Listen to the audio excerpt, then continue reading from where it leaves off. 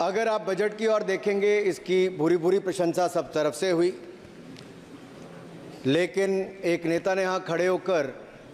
जिस तरह से पहले कटाक्ष किया कमल पर, ना जाने कमल से उनको क्या विरोध है, लेकिन कमल के लिए, कमल का अगर शब्द का प्रयोग राजीव नाम के लिए भी किया जाता है, कमल के फूल को अगर राजीव कहेंगे तो वो भी है, लेकिन कहीं ना कहीं कमल को बुरा दिखाने का प्रयास किया गया।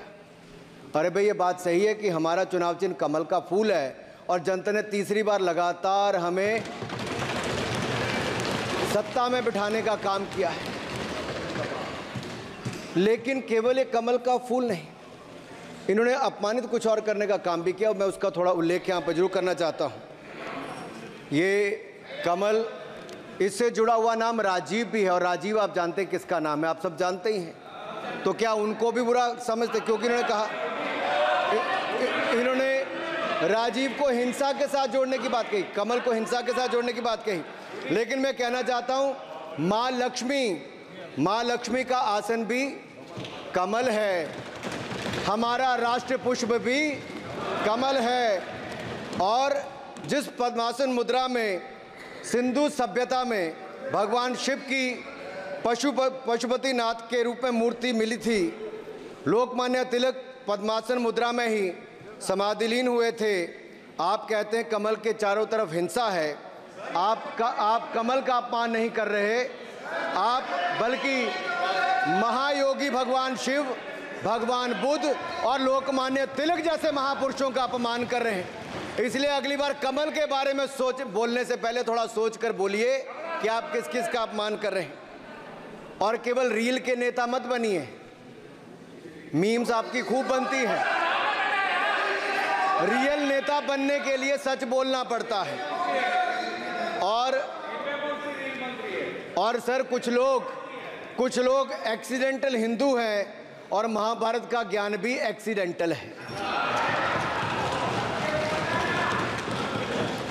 और उस नेता के अलावा और कौन नहीं जानता कि महाभारत में अभिमन्यु का वध 7 महारथियों ने मिलकर किया था, जयद्रथ, दुर्योधन, दुशासन,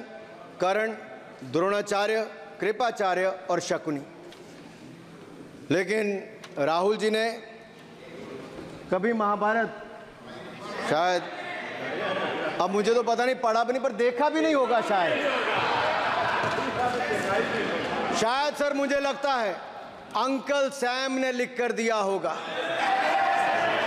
अंकल सोरोस ने लिख के दिया होगा, कहीं से पर्ची बनकर आई होगी और कूल डूड बनने का प्रयास किया होगा। मैं इतना ही कहूंगा, कल जो चक्रव्यूह में फंसाने की बात कर रहे थे, वो कर्ण को करना कह रहे थे, कृपाचार्य जी को कृपचाय बोल रहे थे। चलिए छोड़िए उसको। अध्यक्ष जी, कल तो ऐसा लग रहा था सदन के अंदर महाभारत पर इतना सारा ज्ञान दिया गया कि एक समय ऐसा लगा BR चोपड़ा के महाभारत के धारावाहिक का संगीत गूंजने लगा हो। और कहीं ना कहीं उन्होंने एक बार महाभारत पढ़ने के लिए फिर प्रेरित किया।